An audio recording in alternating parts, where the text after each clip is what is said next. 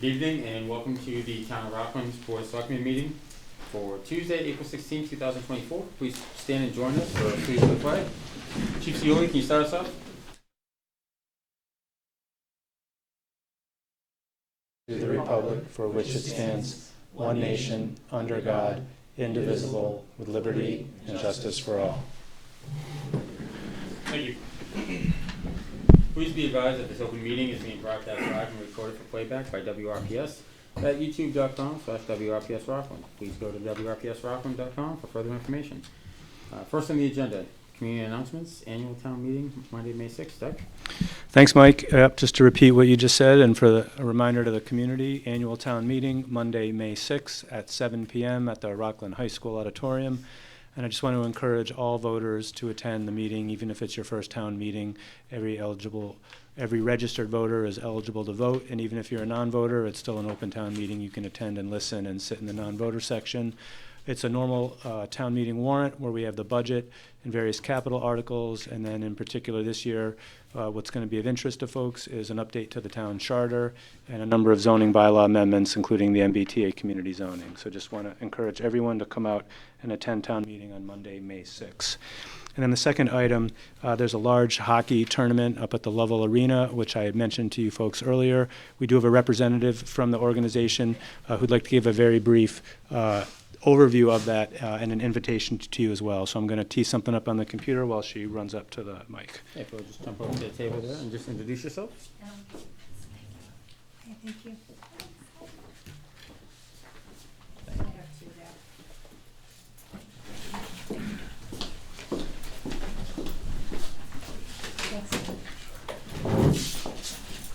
Hello. Welcome. Mr. Chairman, I assume, are you the chairman? I am, yes. And members of the select board, thank you very much for giving me the opportunity to speak this evening. My name's Jennifer McKee, and I am the parent of a child with special needs, and he participates in the Great Blizz, which is a special hockey team here in Massachusetts. And we have the honor this year of hosting Special Hockey International Tournament. It will be April 25th to 27th, so let's see if I can scroll down a little. Maybe not. There we go. I'll make that a little smaller, and thanks. So it will be at Lovell Arena. It's going to be 3 days. There are 33 teams coming, mostly from the U.S. and Canada, and also a few from the U.K. And these teams will be coming with their coaches. The participants will usually have at least one parent, sometimes two parents along with them. We have refs coming. We have a wide variety of local officials coming from hopefully the state and various representatives. Not quite sure 100%. So our ask of you is that you attend if you would like.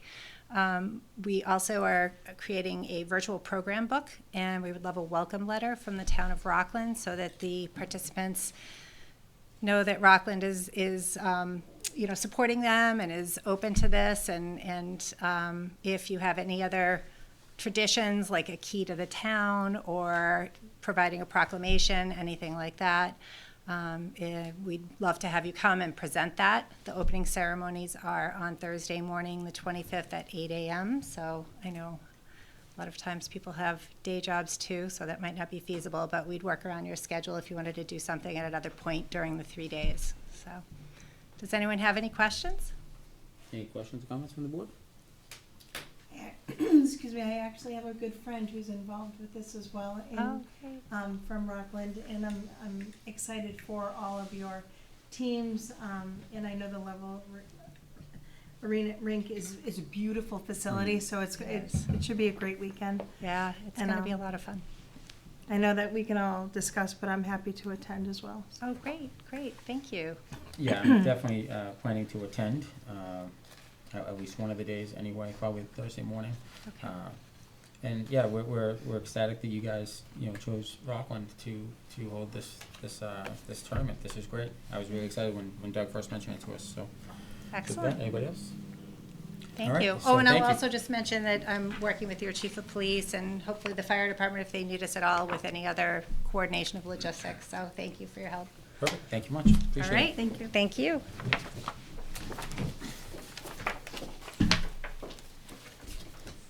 next on the agenda, Selectmen's minutes from April 2nd, 2024. I'll entertain a motion to approve. Motion to approve. I have a motion, do I have a second? Second.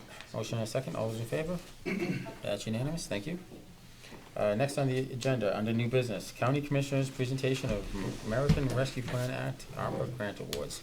Commissioner Chairman Valenzola. Thank you, Mr. Chairman. A pleasure to be here. As always, it's a very long commute to get to Rockland. For those who don't know, I'm Jared Valenzola, Plymouth County Commissioner and Chairman, and I am happy to be here to present $514,472.50. I do want to first extend the regrets of Commissioner Wright, Commissioner Hanley. They both had scheduling conflicts this evening, as did Treasurer O'Brien. They're very pleased to continue the work and the collaboration with the town. As we like to say when we come into these events or these meetings, we're particularly happy that we're able to do these at full selectmen meetings so that the residents can see the work that you folks are doing. And really it is your team. It's Doug, it's Allison, it's Courtney, it's the entire team in Rockland Town Hall that is working very hard to secure these funds. We are, believe it or not, 3 years has passed and we are beginning to wind down ARPA. We're proud to report that we're still trending at about 1%. Administration costs, which is about the same that we did with CARES. And of course, what does that mean? That means more money for Rockland. The national average has been 7 to 10%. We've worked incredibly hard to keep our administration at 1% so that we can continue to churn funds out to Rockland and to our other 26 member communities. We wouldn't be able to do this without the support of our legislative partners. Representative DeCoste and Senator Keenan are very active in making sure that Rockland is receiving these funds as well. But again, a lot of the credit goes to the team at Town Hall and to you folks. So we enjoy the frequency of these visits because we do like to show the voters and the residents across Plymouth County that these monies are going to real important things. The Rockland Wastewater Treatment Facility digester boiler, which does not sound like fun, but I think for those of us who understand what that means, we know how important that is. And of course, the water ion exchange vessel as well. So you're making great use of these one-time funds. We're happy to continue the partnership. Doug has been on a handful of calls relative to this.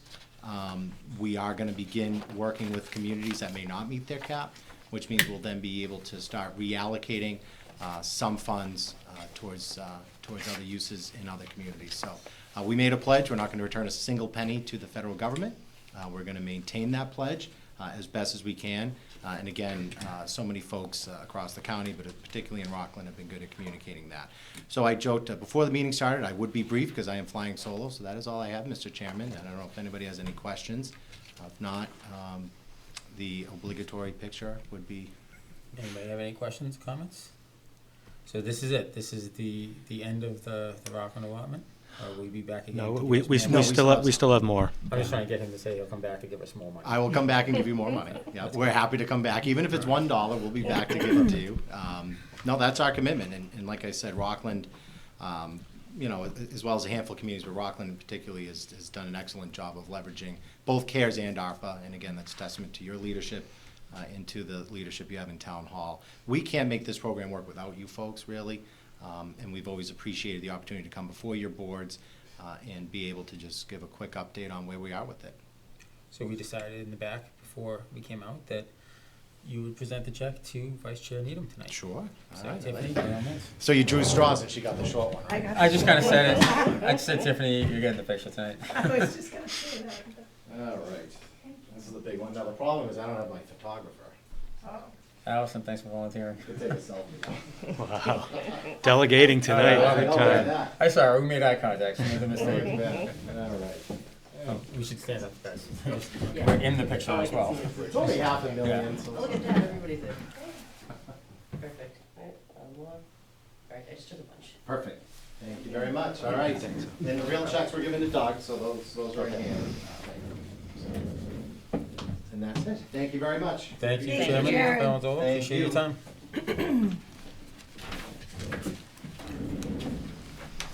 Okay, next on the agenda, one-day liquor license approvals.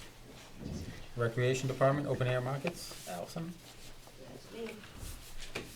welcome back. You've been hiding for a while. How you Hi, doing? Allison. I'm streamlining now that it's 3 years in. I think I got it down. You gotta figure it out. You don't have to be at Sort of. every meeting. Yeah, I know you guys don't want to see me every time, but So yeah, there's quite a few in front of you. It's all season, all the licenses for the season, even though I did get the Buzzed Meadery, and there is a winery in Rhode Island that might like to come in and sell, I'm sorry, not sell, just kind of advertise for them so they wouldn't need a liquor license, but I'll still come and present when they come forward.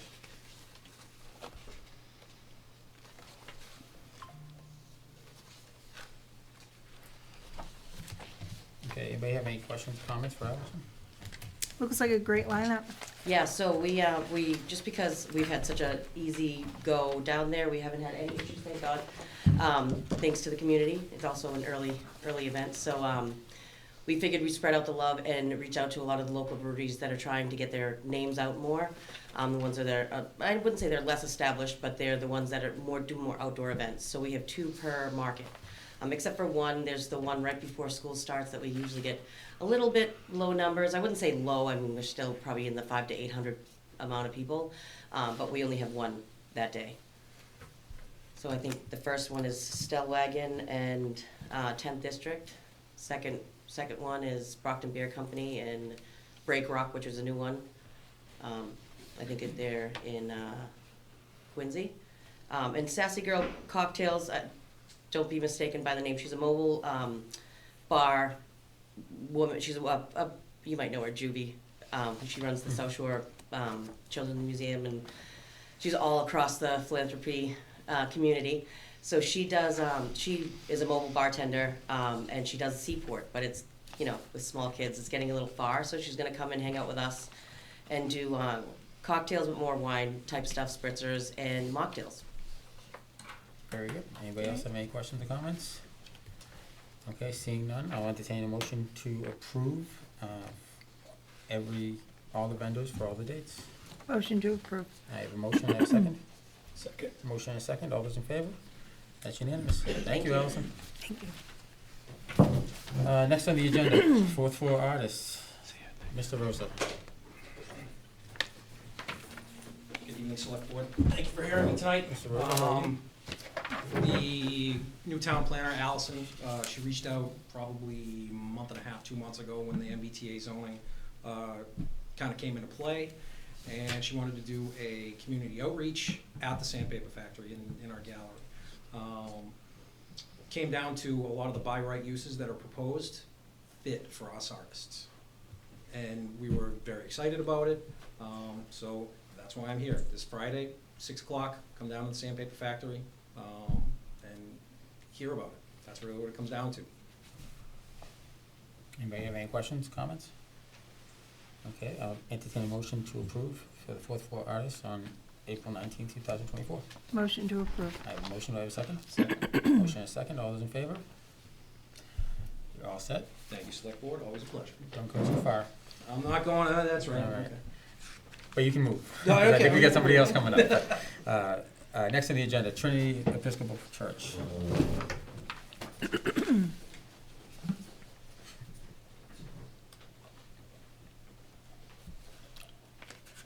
Welcome. Thank How are you. you? I'm doing very well, thank you. Welcome I'm Karen back. Bond. I'm Yeah. representing Trinity Episcopal Church right across the street. This is our 8th wine and food pairing event that we've had. It's a significant fundraiser for the church to enable us to do some of our outreach. It's a unique event. We have a wine presenter, an educator, who serves 6 different wines, 1-ounce pours. We have very specifically curated food pairings to go with those that we prepare ourselves from scratch, with some auction items and some other fundraising going on. But it's a really unique event and very important to the church. Anybody have any questions or comments? So this is, like you said, this has been, 8 years. This is a yearly request, and from all I ever hear is it's a great event. So with that, I'll entertain a motion to approve. Motion to approve. Motion approved, do I have a second? Second. Motion and a second, all those in favor? That's unanimous. Thank Good you very luck. much. Thank you. Okay, next on the agenda, Cultural Council submission of various conflict of interest claims. Mr. Rosa. Right back. Again, thank you, Select Board. What it came down to was, since I was appointed the chairman of the zoning board, I've been looking into open meeting law, town charter, so just so I can understand. And when I started looking into it, I realized there were some things going on that we really needed to talk about. What it comes down to is the Cultural Council is made up of, we're all artists to some degree. But the problem is that we're all affiliated with several of the grant applicants, primarily the main one being the library. And they get the lion's share of our grant funds that we get every year. So I started looking at that. Then I looked at the fact that, oh, we've got 3 members of the 4th Floor Artists who are also a grant applicant. I looked at, oh, the rec department. Oh, well, some of us participate in some of these open air markets. The idea is just to keep everything on the level, keep everything above board. I know there's no issues there. It's just a matter of making sure that every I is dotted, every T is crossed, following the rules. That's really what it comes down to, is following the rules. And everybody agreed, and it came down to, that's really what it came down to. Just making sure that we're doing it the right way. And that's where it came down, that's where it came from. Mike, could I add one thing to that? Sure can. I want to thank Rob for coming forward with this and all the members of the Cultural Council. This is like a really good thing, and I want to highlight, like, nobody's doing anything wrong, and it's really the exact opposite. You know, generally when we talk about conflicts of interest, it generally involves where there's a, you know, real or perceived interest that you yourself as an individual are going to get, meaning you might personally benefit financially, or a member of your family might personally financially benefit. But that's not the types of conflicts they're talking about. They're talking about someone who's a volunteer member of the Friends of the Library, for example, and then the library is going to get a grant from the Cultural Council. So that individual that's a member, they're not personally gaining financially from any of this, nor are any of their family members. But Rob and the other members are really just going above and beyond to be transparent, to show and to document that, yes, they're a member of that Friends of the Library, and yes, they're sitting on this other board, and they're making recommendations for, you know, grant funding that's going to benefit the library or other community organizations. So I want to thank them for doing that, but I just want it to be clear so the public understands there's no personal financial gain or even perceived personal financial gain in any of this. It's just full transparency. So I thank them for that. Thank you, Doug. Anybody else have any questions, comments? Okay, so yeah, again, you know, to just echo what Doug said, thanks for looking into this, and it's not often, it's great that it was proactive steps that were taken as opposed to reactive in this case, so. Thank you. In most cases, rather. So with that, there's nothing we have to do as far as, do we just have to vote to accept I would Okay. vote to accept them, and I'm glad you asked, because I was going to clarify this. You're the appointing authority for these folks, so I would vote to accept it, and then, you know, we'll file an additional copy with the town clerk so anybody can inspect it if they want. So I'll entertain a motion to accept the conflict of interest forms as presented by the Cultural Council. Motion to accept, and thank you, Rob. I have a motion and a second. Second. Motion and a second. All those in favor? That's unanimous. Thanks, Rob. Appreciate it. No problem. Want to do one more? Sure. Okay. Bonus. I have Okay. one. I have one more. This is for myself on the zoning board. We have an applicant that I've known for a while. We've never worked together. I've never worked for him. He's never worked for me. It's just in the field of construction, we've been on the same sites. We've shared lunch together. It's just, I just don't ever want it to come out that, you know, if all of a sudden he's aggrieved by a decision that we did, or if we grant his application and somebody turns around, oh, well, they knew each other. Well, yeah, we knew each other, but we never had anything, you know, we never had any kind of, anything other than, you know, grabbing a beer after work. You know, it's just wanted to make sure that everybody knows and understands that. Well, I mean, unfortunately, I mean, it happens. We're in a small town. We're in a small town. And, Yeah. you know, in a lot of cases, like minds travel together. You know, people that are more willing to get involved in boards or committees might also know each other outside of being on a board or a committee. It's a difficult line. It's a difficult line Yeah. to run, but I'm just trying to do it the right way. That's all. And again, if you look at Rob's form, which is at the end of that section, you see right at the end of that box on the second page of it, I have no financial gain coming from this applicant ever. You know, so it can't be more clear. So again, it's just good to document this stuff, and I applaud him for doing it. So I'd recommend you vote to accept that as well. Okay, so I'll entertain a motion to accept Rob's conflict of interest for the zoning board of appeals. Motion to accept. Motion, do I have a second? Second. Motion and a second, all those in favor? That's unanimous. Thank you, Rob. Appreciate that. So, Appreciate it. Select Board, I have to get to that meeting now. Next on the agenda, CDBG Housing Rehab Program Project Cap Waiver Request. Great, thanks, Mike. So we do these periodically, as the board knows. This is our recommendation from the program director for the vendor that runs our community development block grant program.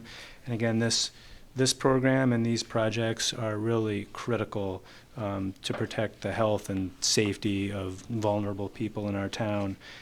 There are caps that are imposed by the federal government on the program, and as time has gone by, especially during and after COVID, as we all know, construction costs have really gone up, and these federal caps have not really been able to keep pace with the level of construction inflation. So you can see a detailed memorandum and all the backup for this particular property, and in particular, if you look at the the photos at the end of the property, it's pretty telling. So the cap is $40,000 for this type of project. They go out to bid. They've received 3 different quotes, all around the $100,000 range. So they are looking to get a waiver of $105,000, which again I strongly recommend you approve, so that these important safety measures can be made on this property for residents in our community who wouldn't otherwise be able to get them done. Okay, I'll entertain a motion. Motion to approve. We have a motion to approve, do I have a second? Second. Motion and a second to approve the waiver. All those in favor? That's unanimous. Thank you, Doug. Great, thank you. Next on the agenda, other new business not reasonably anticipated. I have none. Okay, old business, Assistant Town Administrator and Town Planner update. Courtney? Hello, good evening, everyone. Welcome, Courtney. Allison is actually downstairs at one of several community meetings we have scheduled for the month of April. She's got a pretty good, not locked, pretty good crowd down there, so I'm gonna fill in for her for now. So we thought we'd give you a quick update on where we are with the MBTA community's zoning compliance. And then I also thought I'd give you an update on both the facade and sign improvement grant program that was kind of started a little bit ago, maybe about a year ago or a year and a half ago. And also the signage and wayfinding project that was also started under Jen Constable, the former ATA. So first, I'm just going to talk quickly about the MBTA zoning compliance and just kind of give you all a brief update on kind of where we are. We have, I think, about 7 community meetings scheduled for the month of April. They are all around the town of Rockland. We've done one at Leisure Woods. We have one scheduled at the COA next week. We have one at the Sandpaper Factory on Friday. Allison is doing a pop-up at the library on Friday from 10 to noon. And then we'll also have another one at the lecture hall during the last week in April, I think April 30th. All of the dates for the community meetings are available on both our Facebook page, the town's Facebook page, but also the planning department website. And they've been updated. I brought a handout for anyone who wants it. And then there's also handouts at the entrance of town hall too with this information on it. Also on this sheet, there's a QR code. We're trying to get as much access to this information out there as possible because there is, some confusion about kind of whether or not we can or cannot comply with this law. And it's a law. It would be really detrimental to Rockland if we don't comply. There are a few reasons. I'll talk about that in a minute, but it is a law. It was introduced under the Baker administration in 2021 as part of the Housing Choice Initiative. And then, it's gone through a few rounds of guidance on how communities are supposed to comply. It is not development, it is zoning. So I just want to be really clear about that this is zoning and not development. And if we don't comply with this, we could risk a significant portion of funding. Most of it is related to planning and hard infrastructure grants. Both Allison and I have done a significant amount of research on kind of both by talking to our departments here, but also, working with Scott and the accountant to just kind of see what the impact might be. And we're looking basically from FY 19 to 2024, like projecting out, we're looking at around $19 million, which is it's a significant amount of money for the town of Rockland.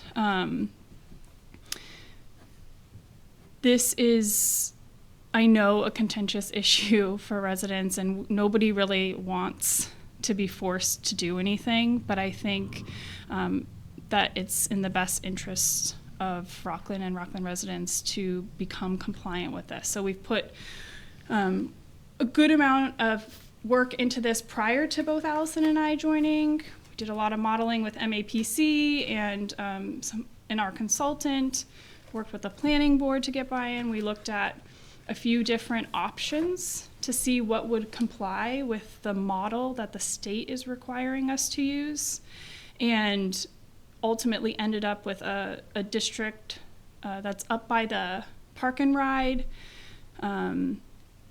It's about 60 acres, and it's furthest from all of the kind of residential pockets in Rockland, and kind of made the most sense to be the least impactful to the existing work that the town has done to plan for their community. So we didn't want to envelop the 40R because we didn't want to harm the 40R district, and we didn't want to, we had looked at places like the Union Point parcels, but 82% of that is restricted conservation land, and it had just passed a town meeting, and there are a lot of different reasons why we kind of started working on that area up by the Park and Ride. And so I just wanted to kind of talk to you all about that, see if there were any specific questions that you're hearing from residents that we might be able to answer, and then also just kind of give you some information about how we are trying to engage the community so that they do know what's going on and what this means for Rockland, and what compliance means and what non-compliance means. The other thing that I'll just mention is that we are trying to be as transparent and open with this information as possible, and make sure that people, walk away feeling informed and that they know the impact of something like this. And all of this information on both kind of the questions that we've received from residents, but also kind of just about the law and about what compliance means, all of that is available on the planning department website. We have gotten a good number of questions. I know Select Board Ellard, you had forwarded a couple to us, which we've been able to respond to, and we've also uploaded those resident questions and the answers to those questions on the planning department webpage. It's just under like resident questions and answers document. So all of those are downloadable. We'll continue to add to those as we see more questions come in. And really, our goal is just to engage the community as much as possible, get people kind of informed on this new compliance and this law that we have to become compliant with, and make sure that we answer any questions that people have about it. Like I said, nobody wants to be forced to do something, but we do have to comply with the law, and so this is what we think is the best option, and there's been a lot of work that's gone into kind of identifying that, and I'm just here to answer any questions that you have about that. So I'm going to stop there and see if you all do have questions, and then I can move on to the other two programs. Questions, comments? Just a comment in terms of, I understand that there was a recent question and answer by the town administrator with the planner, and I know it was shared on the Rockland Facebook page. Yep. If someone, and I very much encourage people to attend these meetings, they're very helpful and understanding, but if they can't, can you describe, can you talk about that question and answer? Absolutely. So Doug had Allison and I on his TNA Q&A session that he's been doing, and we talk a little bit about this law and a little bit about the process. And I think it's like a 20-minute clip, something like that. So if you're not able to make it to the community meetings, I definitely encourage you to take a watch of that or a listen to it. It's again on the planning department webpage again. It's on the Facebook page. You can go to WRPS's YouTube page and you can find it there. So thank you for mentioning that, actually. That's Well, and good thank you. mention. You've worked very hard to get the word out. Sure. You have a question? Okay. What have you noticed as being I guess the greatest misconceptions that exist around the MBTA zoning? I think the biggest misconception is that people think that this is development, and it's not. It's zoning. And the other biggest misconception is that we'll be on the hook to provide water and sewer capacity for any private development that does happen up there, and that's just not the case. We're not required to provide the infrastructure necessary to make this zoning come to fruition. We are simply required to create a zoning district that allows multifamily by right. And that complies with different modeling that the state has put out. What has been the greatest pushback by residents in regards to this proposal? I think it's been a combination of frustration around being forced to do something, and I think to your point earlier, a little bit of confusion about what actually could happen there. And ultimately, if something were to happen there, we think that this is the best spot for that type of development in Rockland. But in order for that development to happen, there's a significant amount of investment that would have to be undertaken by the private sector. You would have to find water and wastewater capacity for, I think, all of those sites up there for the most part. And I think that has been the biggest kind of, I don't want to say pushback, but the biggest challenge, I think, for us to get across is that this is zoning and it's not development. And I guess lastly, have you found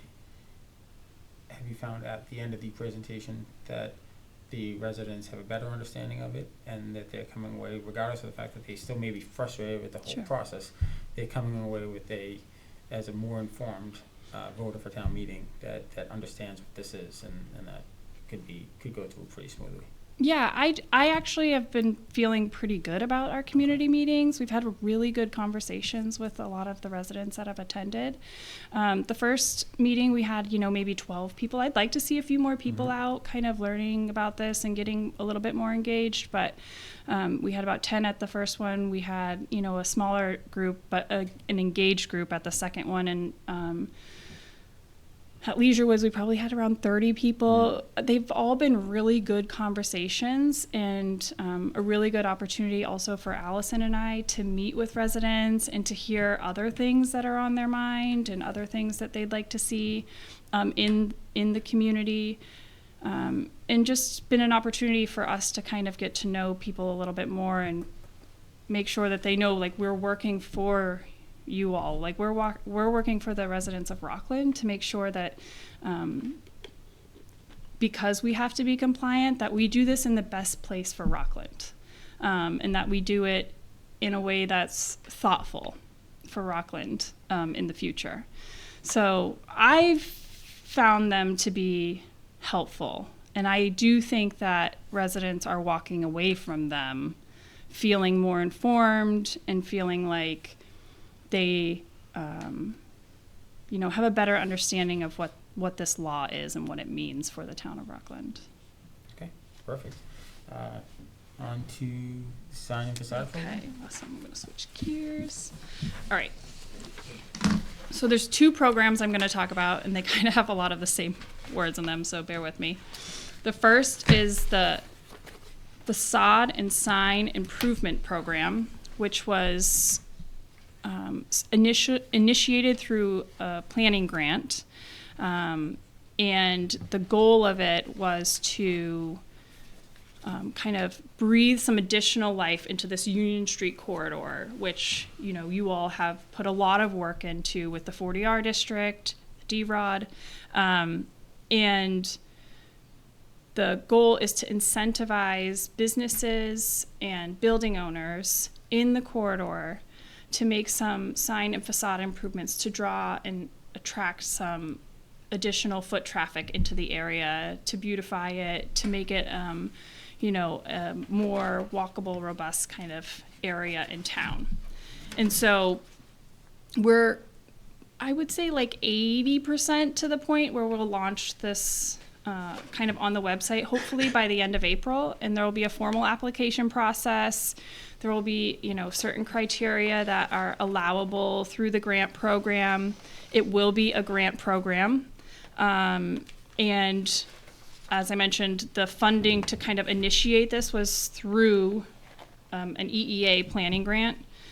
And then we are supplementing that with some of our ARPA funds. So really it's at no real cost, I guess, additional cost, no taxpayer dollars, being spent on this, but it's an opportunity for us to kind of continue to build on the 40R district and to continue to encourage people to make an investment in that area. Again, hoping that is going live, by the end of April. And we had, just so folks are aware, people from the planning board on it, Dave Taylor, we've had Tom Rubel kind of weigh in on it, our building commissioner, a couple community members, historic commission members, open space committee members, like kind of to get their perspective on what they think is kind of some parameters to put around the grant program. So more to come on that, but I just wanted, I know that this was launched a little bit ago, and I want to make sure that kind of we update you on some of those as we start launching them and having them go live. Because I'd love to see a lot of interest from the businesses that are on Union Street and a lot of the building owners on Union Street take advantage of this program and kind of take the opportunity to make an investment in either their business or their building. And then the second grant, or the second program that I'm going to talk to you about, is the signage and wayfinding program. And that's really, that was also started through a grant, the MDI, the Massachusetts Downtown Initiative grants. And we worked, I think we've gone through phase 2 basically, worked with a design team and a group of the same community members, kind of engaged department heads, critical department heads who would need to like kind of weigh in and review some of these, to put in place some signage around town to continue to build on the identity of Rockland and to be able to kind of create that place, so there's hopefully a new sign going up at the entrance of town. There's a couple of other locations that have been identified by the committee members, and we're kind of in the phase where we're going to put it out for some quotes. And Tom Rubel is just kind of weighing in on kind of the final dimensional pieces of this. So also hoping to see that kind of launch and roll out this year, and also will be partly supplemented by our ARPA funds. And so these are just some kind of fun, creative, place-making, place-defining programs that I think are really critical for kind of like community building and community engagement, and we're hoping to see that there's a lot of interest in that. So I encourage anyone who's watching or anyone who's interested to kind of get in touch with myself. Allison's also working with me on this, but they're welcome to reach out to me and talk to me more about kind of the sign and facade improvement program, or if they have some input on the wayfinding signs. Ideally, we'll be able to put up kind of some of those banners that are along Union Street, and we'll be able to put up some other kind of identifying markers so that when people are driving through Union Street or when they're entering into Rockland, they know where they are. They're in Rockland. Welcome to Rockland. This is who we are, But that's just a little bit about where that program is. Thank Anybody you, have Courtney. any Anything? questions on either of those? Any questions, comments? I know this wayfinding and whatnot, it's been a while Yeah. coming together, so Yeah. I think, it's gonna be great to have a little bit more cohesion Yeah. and, to kind of bring the look up a notch will be fantastic, so, Awesome. thank you. Okay. Anybody else? Thank you, Courtney, appreciate it. Next on the agenda, town meeting warrant discussion, if necessary. Doug? So I don't think we need any discussion unless the board has any questions or have heard of any concerns. Again, just urge the public to come and attend town meeting and participate. Okay. FY '25 budget, if necessary. Again, I don't have anything unless the board has any last minute Anybody have questions. Any questions, comments? Okay, seeing none. Other old business not reasonably anticipated. Doug? I have none. Okay, town administrators report and correspondence. Doug? Great, thanks. Yep, thank you, Courtney. Just a couple of quick things. Courtney and I attended a very interesting mini conference in Boston at the end of last week. It was a ICMA, International City Manager Association regional conference, and it was dedicated specifically toward the future of artificial intelligence in local government and how AI can help local government services. And it was really, really interesting. And just, I'll give you like one little example that I learned about that I think would be a really practical thing that we could do here someday. So, and I'm not going to try to define artificial intelligence because I'm not going to do it justice, but think of ChatGPT and, a computer program that, is very robust. So one example they gave that's actually in play in another community in another part of the country is they uploaded their entire zoning bylaw. So, our zoning bylaw is about this thick and it's very complicated. And it's a very common thing where a resident calls or comes in or just asks someone, can I do something at my property here or at this location? Am I allowed to do this? And they get like the formal technical answer, you need to come meet with the planner or most appropriately the building commissioner. You'll have to flip through the book, take some time, think about it. It takes a little while, you'll get your answer. Instead, there can literally be a chat bot on the town website when all the work's been done leading up to this, where the entire zoning bylaw has been uploaded and all the different potential questions that could ever be asked have already been programmed and fully vetted. So anybody at home could say, am I allowed to start a hair salon at this business, at this location? And immediately, the program would generate and say, this is in the R1 zone, this is residentially zoned, no you're not, or yes, this is in the business limited district, and yes, that's allowable. I mean, instantaneously you can get accurate answers. And so it could give better customer service to the public, and it can certainly free up staff time to work on other things. So that's just like one little example. There's a million examples. The police chief's back here. It could help, for example, in a police department where the folks in the dispatch area have lots and lots of video cameras from different surveillance cameras that are, at different locations throughout town. And it's impossible while those officers at the desk are doing their work to constantly be monitoring every single monitor. It's just not possible. AI can program it to look for certain types of movements or actions. And if that gets triggered, it flags a police officer, hey, go look at this camera, this time, or whatever. I mean, it doesn't take away the need for, human interaction, but it can just make everything more efficient. So it was fascinating.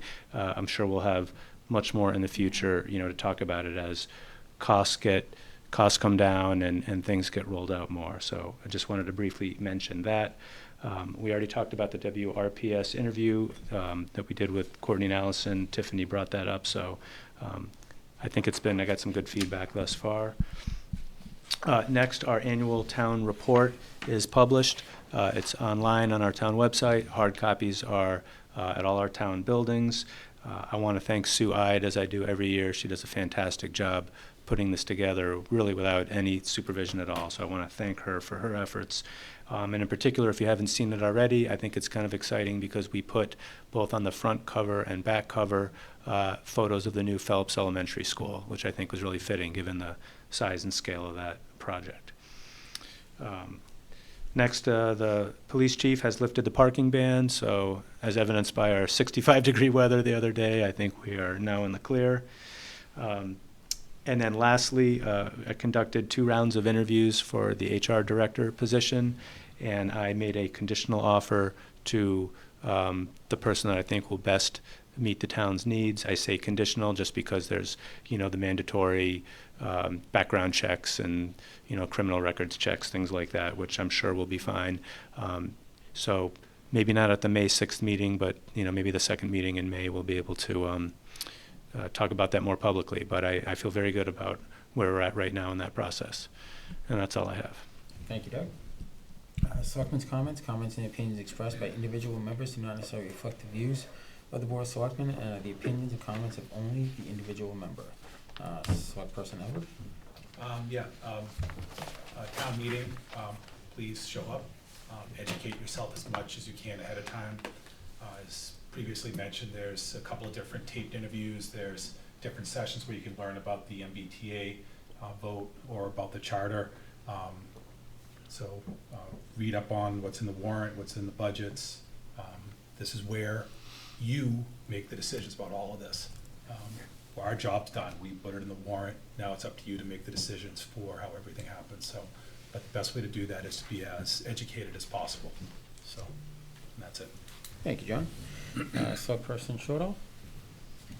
I've said this year after year, excuse me, please come to town meeting. If you're not going to, you can't complain about a problem if you're not willing to help work toward the solution.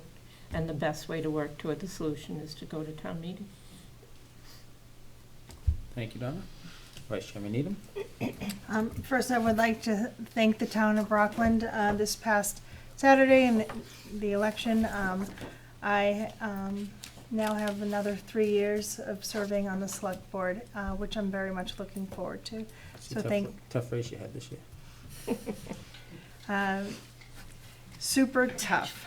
But I do want to thank Rockland, and I am looking forward to the next 3 years. And I'm just like to chime in, please, if you can, please come to town meeting.